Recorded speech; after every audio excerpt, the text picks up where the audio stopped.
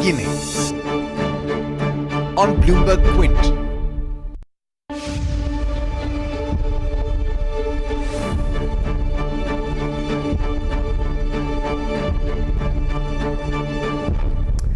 It's never easy to please all, especially at a time when growth's marking or showing a marked slowdown. But Nirmala Sitharaman may choose to take some hard decisions while highlighting what's the government's planning to achieve over the next 5 years. And of course, do hard decisions essentially mean higher taxes on the wealthy and big corporations, only to provide marginal relief to the common man. And will that go down well with corporate India, which for long has complained about slowing consumption? Let's pose all of these questions to some of the best voices in business. Mr. V.S. Parthasarathy, the Group CFO of Mahindra & Mahindra, Sumant Sinha of Renew Power, veteran banker Naina Lal Kidwai, and in a bit, a couple of other experts will also join in. But all of you, thank you so much for taking the time out. Mr. Parthasarathy, let me start off with you. If the past history is to be believed, 1999, 2004, 2009, 2014, the government expenditure 2 years before the elections picked up, and the government expenditure in the year after the elections scaled down quite considerably. Whatever happens to the budget, are there big positives from the government expenditure expected for corporate India this time around, or you would not bake that in? Okay. I'm kind of looking at the first big picture, which is the virtuous cycle that we talked about in the economic survey, right? And had it not been, I would have still used that phrase, okay? And the key thing is that today, if you see, rural consumption is kind of looking, wobbly at best, or you can say that there is a little bit of slowdown that has happened. The broader thing that you can add to it is there is not many industries, or overall consumption doesn't seem to be picking up anywhere. So if you want to start this virtuous cycle, you have to put something in. And at a time when the overall global economy, everybody is doing everything to kind of up it, for us to remain in the low sixes will not serve the purpose. So I would first think of that whatever happens, they have to kickstart this through public expenditure. I mean, projects, big projects which are a multiplier effect.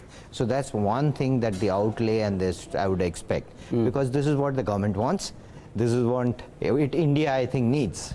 And therefore, the beneficiaries can be rural, can be farmers, can be household income of rural.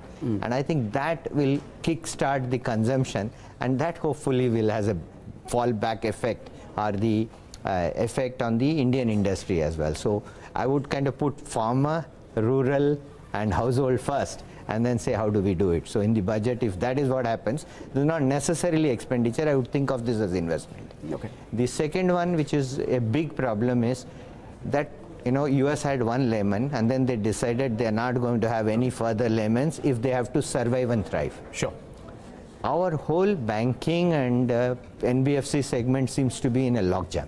Okay. And unless we come out of this logjam, how are we going to have? So I'm going to look forward to the budget kind of saying, hey, we got to give impetus to that. Okay. And okay. Good point to bring in Sumant Sinha in this conversation as well. Sumant, what is your big picture expectation from the budget this time?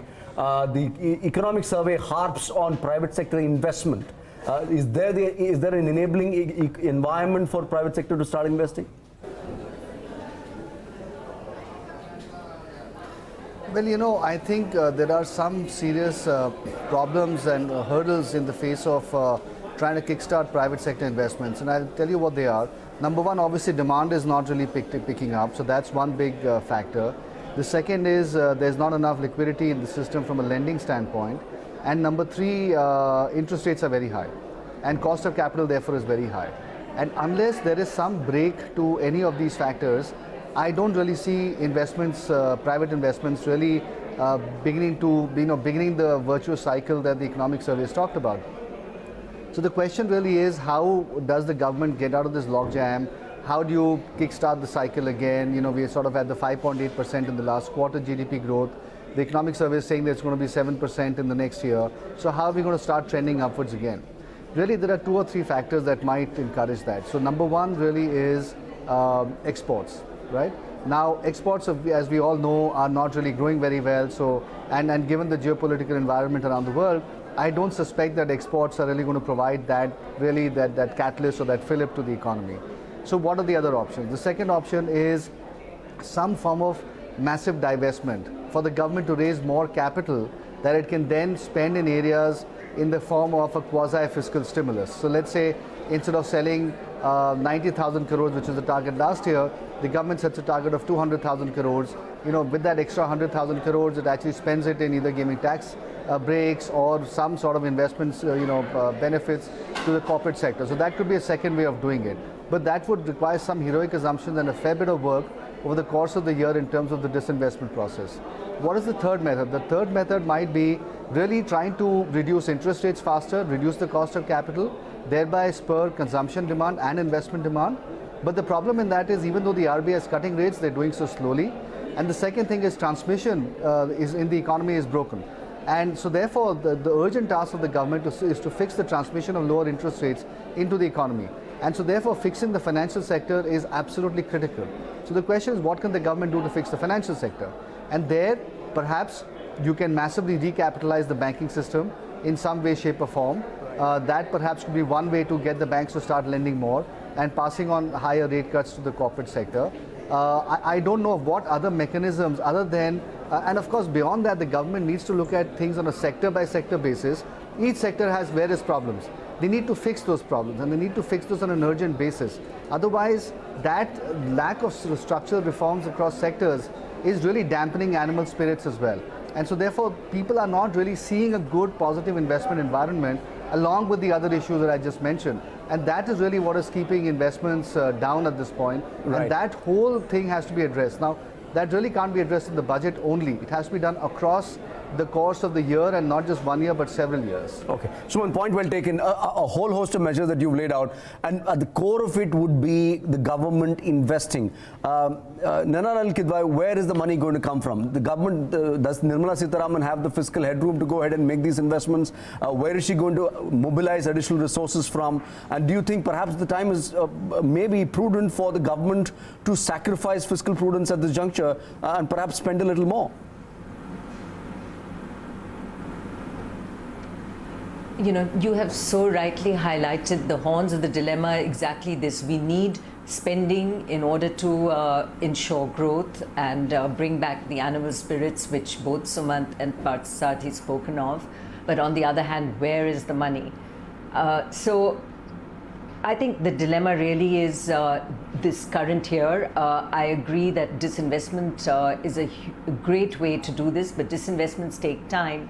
And even through the period of the Vajpayee government, where we saw significant disinvestments, we have seen the repercussions of some of those in terms of how bureaucrats and others are now being investigated. So the process itself is going to be followed very, very rigidly by anyone who's part of the disinvestment process to ensure that ghosts don't come back to haunt you. So it's not going to be a quick one where there's actual asset disinvestment as against just capital market share issuance.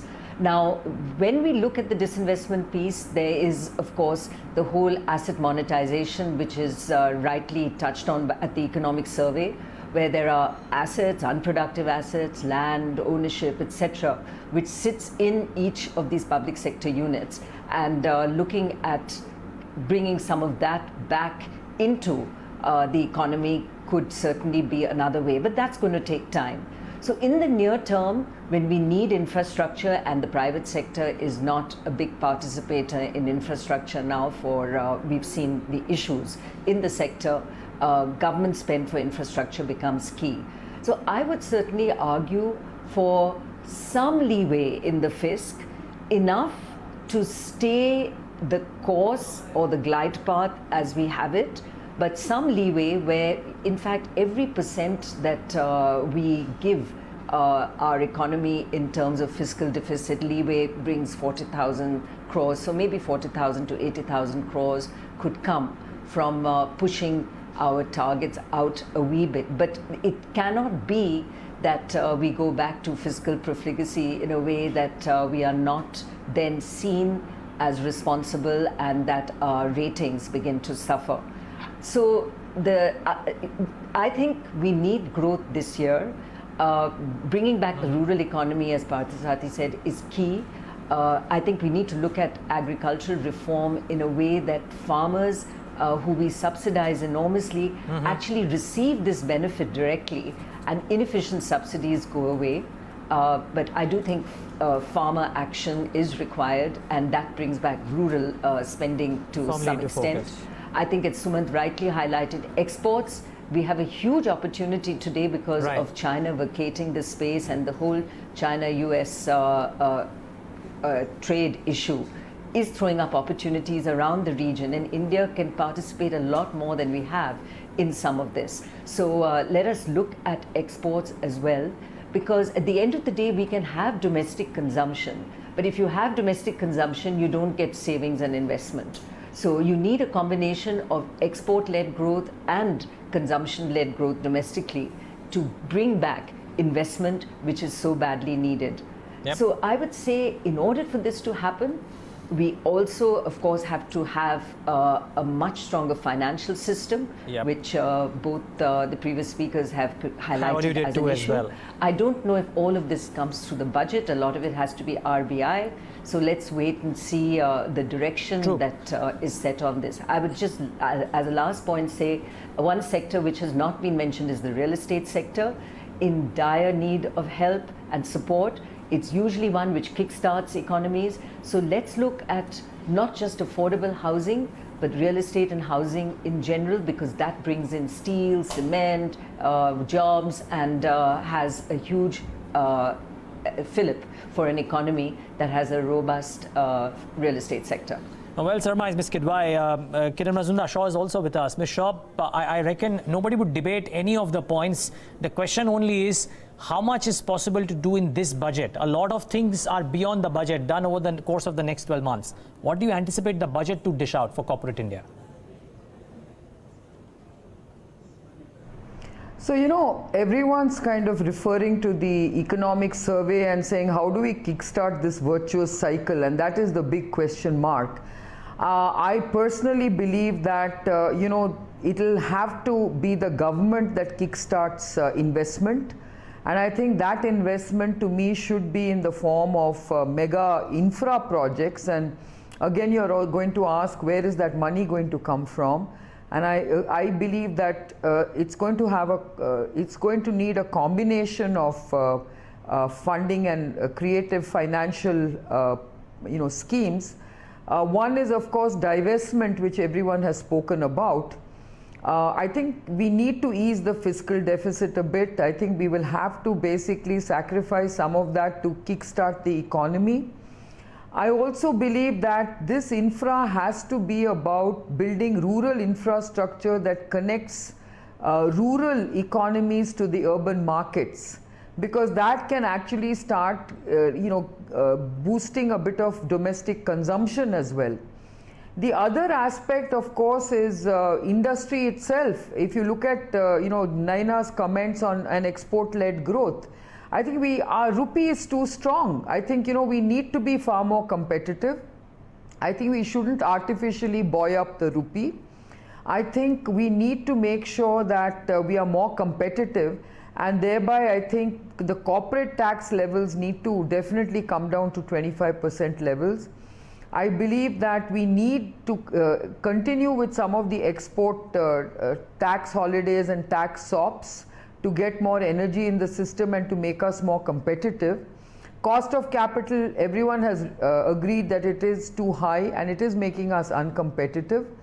I also believe that we are an agrarian economy, and I think the agrarian sector alone offers us a large number of opportunities to kickstart growth. But it is not going to happen in its present shape and form.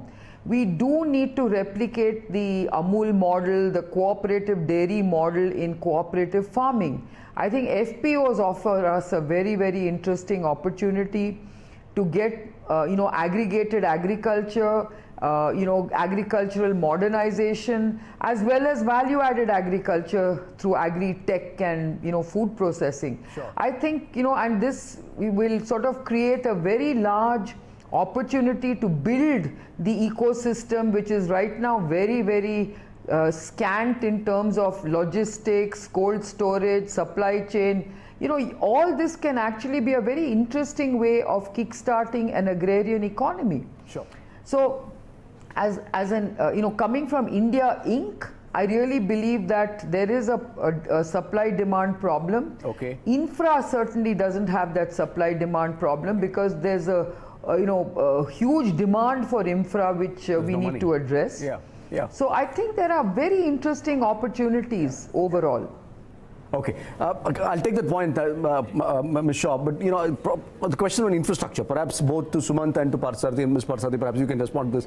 Every budget makes large announcement of infrastructure projects. Grand announcements happen, and the situation of how infrastructure funding is today.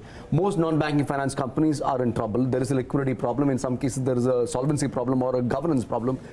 What should this budget be addressing specifically with respect to the NBFC sector that can at least unclog the pipeline for funding for infrastructure projects? Can the budget do that? I don't know exactly. So first and foremost which is why the government-led infrastructure project is the first answer. And then you are talking about a complex web of trying to change the infrastructure to saying park the bad assets and at the other let it start churning. Okay, not easy. Easy to say, not as much easy to do. But first, let's start with projects. So they have done road, ports, and rural roads especially. That's been very nicely done in the past, and that's something that can happen very quickly and certainly. Okay. The next one is getting the infrastructure and reality structures to start firing because they were a very backbone of this last few years. They've been tied up into a set of NPAs and problems, okay, including the market slowdown and pricing issues. Now what we need to do to kickstart that virtuous cycle is some signals that is given that we are moving through the liquidity situation. What happened? Developers didn't get money from elsewhere, they went to NBFC to borrow. Now NBFC has got into trouble and therefore it's further stuck. So liquidity is therefore the big problem that I talked about. If they ease the liquidity, if they start government project, and in the meantime they can work out. Is there easy solutions? No. But does it need to be fixed? Yes. Sumant, same question to you. I mean, you look at the power sector quite closely, while some of the complexity is slightly different. But how do you read the situation and what can this budget do? Well, one of the biggest issues in the infra sector is financing, and we've talked about financing earlier.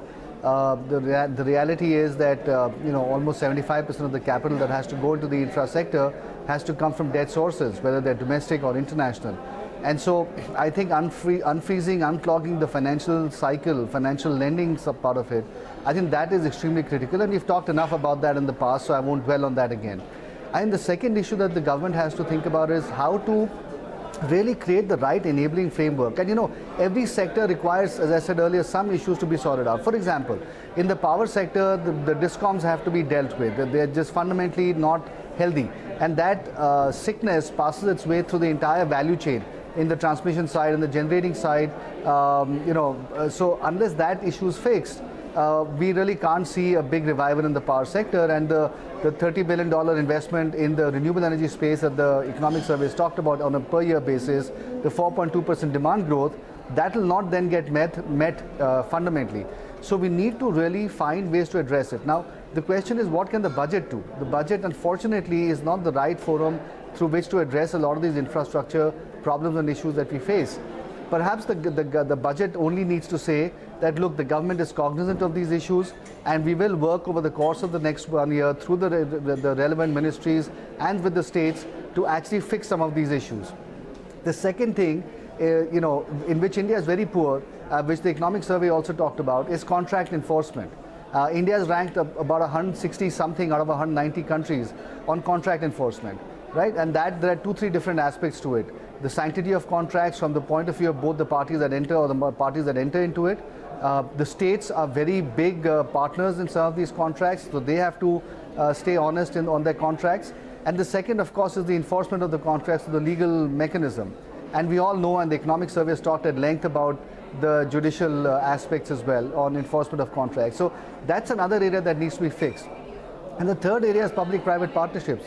We have to find ways in which the government and the private sector can partner in a number of areas and really leverage their respective capabilities to have an outcome that is more than just 1+1.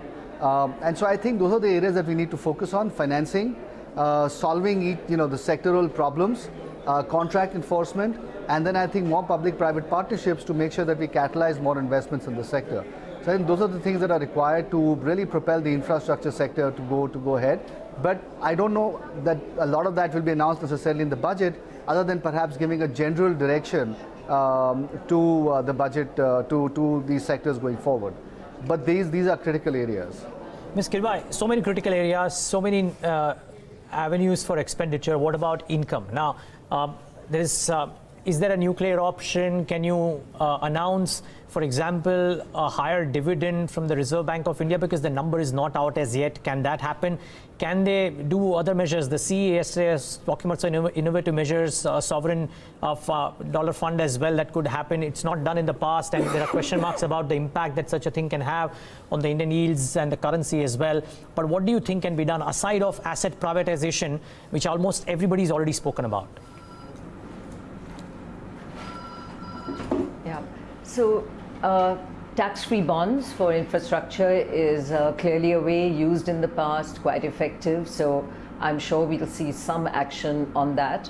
I would also like to see encouragement of municipal bonds, given the large reforms that this government has pushed quite successfully in sanitation, and now with the focus on water and combining it all so sensibly into the one Jal Shakti ministry, all gives us a chance to also look at where the fundraisers happen at the municipal bond level, which is at each state, but incentives therein could certainly make their way through the budget. I would certainly also like to see tax rates for corporates come down. There's a danger here that we, in our desire to collect funds, raise taxes, and that is really not the way to go. I think Kiran's spot on in saying that while we need exports, which I'd also earlier highlighted, to be competitive, we need to be attractive both for investment and for the price of exports. And for that, there's been a huge demand from India Inc. and an expectation that corporate tax rates go down. Indeed, they're amongst the highest. There's certainly reason to look at individual taxation also coming off, so that consumption can come back into the economy through the funds that are left in people's hands to spend. So that's, on the one hand, what we will see maybe is small decreases in tax, but the effect and multiplier felt very quickly in terms of growth and bringing back animal spirits. And I think it will therefore require near-term funding by instruments such as tax-free bonds, government spending itself, maybe some fiscal slippage, but very quickly enable growth and consumption to come back, because we put money in the hands of people. But it's a very tough situation, really, where we have a commitment right now, rightly, to a fiscal deficit target and the glide path well established on the one hand, and on the other, the need for financing and a total logjam in the banking and NBFC sectors, from where liquidity is just not flowing where it needs to. Okay. And I think it needs some pretty serious action.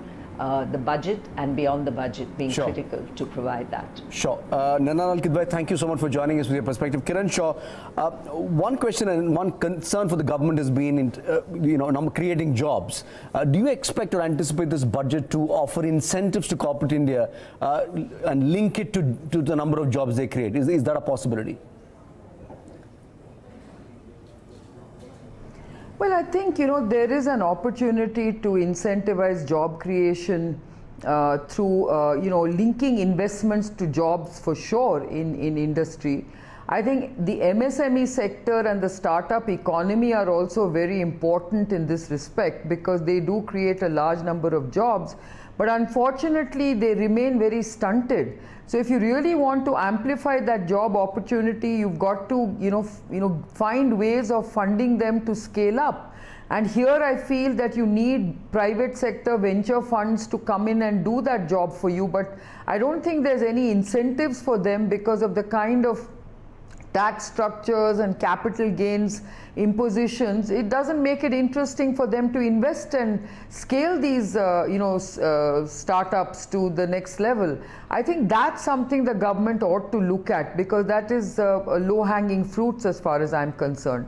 The other thing I just wanted to comment on, in terms of asset monetization, which everyone has talked about, I think taking the capital markets route for asset monetization also would be a much faster way than to do an outright asset monetization through sale, through bidding. So I think these are some of the things the government ought to take in view when they are looking at asset monetization. And finally, I think one of the big triggers that could kickstart consumption is a simple GST. I think we botched up this huge opportunity the first time around because we just rolled out a very, very ineffective and suboptimal GST. Multi-tiered, very complex. I think now is the time to simplify GST. I would have liked a single slab, even a 2 slab, which is being proposed, in fact, by the likes of Mr. Jaitley, is something the government should push on with. Because I think you are losing a lot of consumption because of introducing very high tax GST slabs.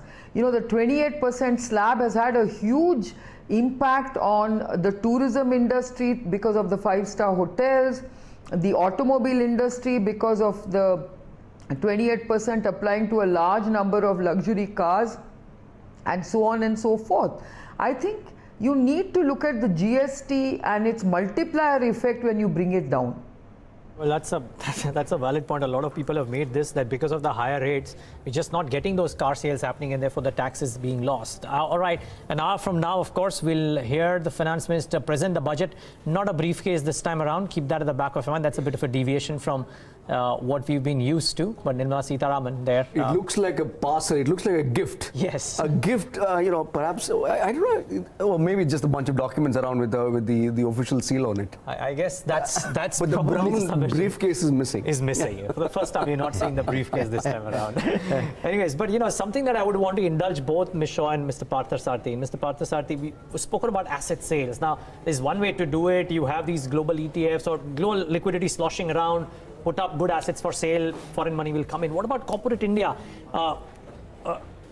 The capital expenditure or capital investment from corporate India, for the right reasons, has been missing for the last 12-18 months, save for a few things here and there. Would strategic asset sales being put on the block entice corporate India to go out and park the money there? Because it serves both the purpose. Corporate India gets what it wants at the prices that it wants, and it gives money to the government. Can that happen? Are there assets available there? Okay. Both in terms of assets availability and in terms of appetite, the answer has to be yes. Okay. So first look at how much buybacks are happening. So this is a very clear thing that they are not able to put money to good use. Yes. So they're returning to the shareholders. And if there is a good reason to retain them, the shareholders and the company both will benefit. If a Satyam comes around, I'm sure there are many buyers. But let me just also kind of quickly roll back on one point that Majumdar Shah made, and I want to emphasize, because I'm from the automobile industry and I would not like to let that pass. That a lower GST would, automobile industry and the Make in India and the jobs that it creates, all of them are very much in little bit of jeopardy because the GST is too high, and therefore maybe part of the consumption story is not taking off. So a moderation would help. But let me come back to your story about whether there is money with the private sector. There is. To invest, there is money. Yeah. Is the money to invest here? Second is there right assets? So there are so many good assets out there which are in logjam. Is all real estate sector bad assets? No, there are certainly very good assets out there, and restructuring them will help. Do we have to dissociate past from the present and future? The answer is yes. Without that, there will be very less appetite, because nobody can take the past liabilities and still try to make it work. So there are some work to be done, but there is both the opportunity and the appetite. Okay. One quick follow-up, and other than just GST, the automobile sector is clearly, we've seen sustained slowdown over the last many quarters now. Any specific measures that you anticipate? But also, can the GST happen in the budget, Mr. Parthasarathy? It will be done beyond the budget, right? Yeah, it can be done both. But the signal, in our case, a budget is not just a budget, but a strategy and an operating act. So to that extent, you have to take, in a company, it will be a strategy and then a budget. But here, a combination happens. The strategic signals can come from the budget, and GST Council can follow that up in terms of this. So your question was more outside of the GST. Are there any specific measures that the automobile industry is expecting for some sort of stimulus, some sort of a succor to what's going on? Yeah. So the key thing about what I talked about was the overall corporate rate coming down. Also enables, because that is taxation. And the other thing is investment incentivization, more make in India if you want to do, and capacity increase has to happen. Along with this, if there is incentive to make more in India, it comes in terms of investment breaks, that should help also. Beyond that, we just want the pure consumption to happen. All that talk I talked about, rural story, rural household income going up, farmer income going up. All of this, if we focus on, rest of the industry will follow, and automobile will not be a different story to this. That's broadly the way I see it, and therefore if we focus, we are talking about health drivers and growth drivers. सबके लिए कुछ ना कुछ करना है. मैं कह रहा हूँ ये सब छोड़ो, सिर्फ health growth driver पे focus करो. Health driver will eventually take care of itself. It has been fairly good for India. Just don't focus on it. Just focus on growth drivers. Rest will follow. Kiran Shaw, for the healthcare sector, any specific measures that you anticipate in the budget?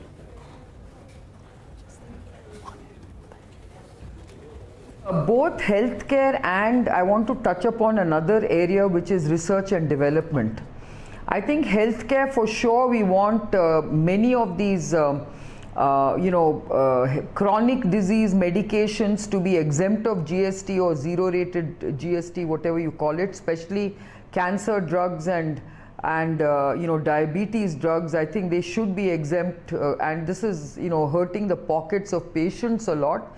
As our GST levies on hospital services, I think that also, I hope, can, as a part of this whole universal healthcare, Ayushman Bharat, I think that needs to be taken a look at, and I'm hoping that there will be some positive news in that respect. But now coming to research and development, this is a huge job creator, because I think India is becoming a design engineering hub of the world. And I can tell you that a large number of R&D centers are being set up in India in a big way. Research services, I know, which is something I'm familiar with in the life sciences area, is also a big opportunity. So I think if you look at that, I would like to see a 200% weighted average tax deduction in R&D spends, because that can be very beneficial. It can be plowed back to grow this particular sector, and this can augur extremely well for India's future. Okay, I have one last question to engage both of you in, and this is with regards to this whole expectation about corporate tax rates and a cut thereof. Now, maybe a planned guidance move was announced in the past. It may not have shaped up in the same shape and form, but the expectations are a planned reduction corporate tax rate with the direct tax code related committee announcing eventually in the month of July as well. Do you expect anything to that effect, or looking at the constraint of the balance sheet? And I'll put the same question to Ms. Shaw as well, but to you, Mr. Parthasarathy, do you expect anything with regards to this? I think I expect certainly at the signal, if not directly from 30 to 25, today it is not 30, you have to recognize it's 35 for the corporate. Correct. So coming down from 35, I certainly expect, because they are choking at the corners. Corporate earnings have not gone up for the last 3 or 4 years. So clearly there is a need to do that, and we hope that it happens in the budget. Okay. Mr. Parthasarathy, good having you. Thanks so much for taking the time out and being with us. Ms. Shaw, that's the same question to you really. Do you anticipate anything about this? A planned guided move? Yeah, maybe... I'd like to add to that. Yeah, please do. Yeah, no, I'd just like to add to that by saying this is a very important signal to somehow play a small role in kickstarting the private sector investment cycle. Because if you don't announce a reduction in corporate tax, it is not actually sending the right signal. We are amongst the highest corporate tax paying countries in the world. We are not competitive. And I can tell you that we have to reduce corporate tax if you want investment, and if you want, sort of both brownfield and greenfield investments.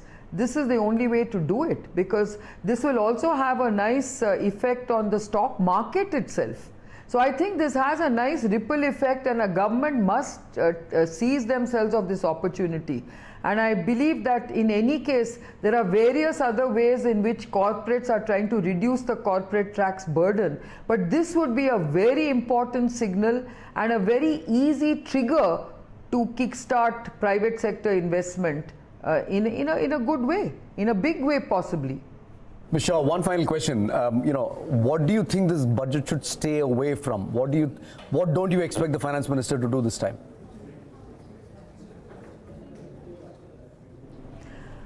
Well, I think this is such a complex financial situation that we are in, that I really don't want to really dwell on the do's and don'ts.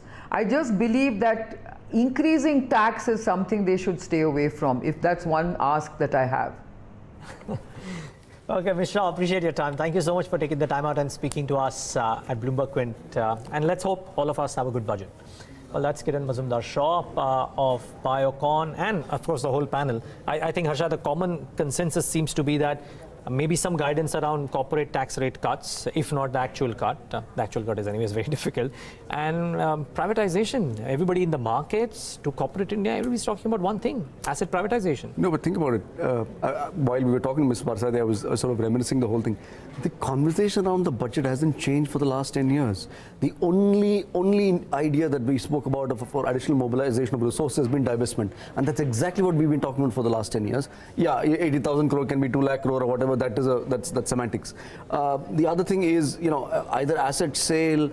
We have not seen a new idea being come into our discourse in a while. Farm support program, which was outside of the budget anyway. But the raft of issues that somebody like Sumant has been speaking of has been done for a very long time, or Mrs. Parthasarathy for that matter. So I haven't seen the discourse change one bit, at least for the last 10 years. Yeah, the only thing that I'm thankful about in this budget is that because the last budget introduced the LTCG for the market's perspective, there's no conversation around that. Will it happen? Won't it happen? Because otherwise, from a discourse perspective, again, every budget, that used to be a conversation. Will it? Won't it? It's finally happened, so at least this budget, that is not a realms of conversation. But, yep, interesting conversation with corporate India, at least. We spoke to many leading economists as well in the course of this week. Here's what they think the finance minister should focus on today. There is a responsibility that the Ministry of Finance has over capital markets and over financial services. That responsibility over financial services and capital markets is an ongoing thing. It has very little to do with the budget. So I'm not going to focus so much on the financial sector as well and the capital markets. That is something that we can talk about later, separate from the budget, because the budget really doesn't have very much to do with that. And again, there are many things that they need to do over there that they should be doing. But on the budget per se, which is, what should the tax and expenditure of the country look like, I think they need to come up not just throwing things again to try and lift the growth rate for 6 months or 9 months, and it never really works because as we've seen in the past, but actually start thinking about, given the mandate that they have, that over the next 5 years' time, what do I want to do? What do I want to see India's budget look like 5 years down the road? Where do I want my tax structure to look like? And more importantly, where do I want my expenditure what should my expenditure look like? There are questions about whether or not India's structure of spending, what we do on capital account, what we do on capital spending, what we do on current spending, that may actually not be the right one if India is actually going to look for and encourage new sources of growth and not depend on the generosity of strangers, basically, external trade to get it through. So I really think that, or I really hope that the government actually sits down and says, look, we have a 5-year mandate. We are going to look at this as a 5-year project, and here is what we are going to do, rather than say, look, I'm just targeting what's going to happen by March 2020. The dilemma is when growth is slowing and monetary is not effective, shouldn't fiscal be easing? Right? That's the theoretical argument. Fiscal policy should be counter-cyclical. But the reality is, if at this point we agree, you get a 0.5% of GDP stimulus, that will just be counterproductive because all rates will go up in the system. Right? But there's a way out, and the way out is this is the year the government should double down on asset sales. Last year they sold about 0.5% of GDP. Let's hypothetically say they double that to 1% of GDP. Then you can do two things at the same time. You can keep to your fiscal deficit of 3.4% like last year, and the bond market will be comforted. At the same time, because you're generating more revenues through asset sales, not through taxes or duties, your fiscal impulse is actually positive. So you get the best of all worlds. You're imparting a positive 0.5% of GDP fiscal impulse to the economy. Fiscal policy is actually being counter-cyclical without the deficit widening. Right? And I think this is the year where those kinds of solutions, which are now possible with such a large majority, need to be entertained. No, so finally something to agree on. You agree on the fiscal part, I know that. Yeah, so the disinvestment side, I think, is a given. I think not just privatization, but also asset sales. We have at least some recognition that there is a requirement of fiscal discipline. So across party lines, I mean, whatever may have been Nyaya, etc., there is some recognition that if you slip up on fisc, it creates problems on the external accounts, and then it kills the currency and creates more problems. I think across party lines, people have understood that. Therefore, some discipline. So in this environment, can we open up the capital account a bit more? Capital inflows as percentage of GDP are down to 2002 levels, right? Can we change that? Because we get more capital, we can grow faster. So I think from a financial system perspective, there is enough that you can prescribe in terms of a holistic approach to intermediation, to increase of foreign capital inflows, get the financial system working. I certainly would not like to see more of an increase in MSP and the traditional fertilizer subsidies, more loan waivers, those kind of things. Not that loan waivers are bad. I think we need to move away from that towards a total comprehensive program rather than doubling down on doing the same bad things that we were doing. I think we don't need to do that.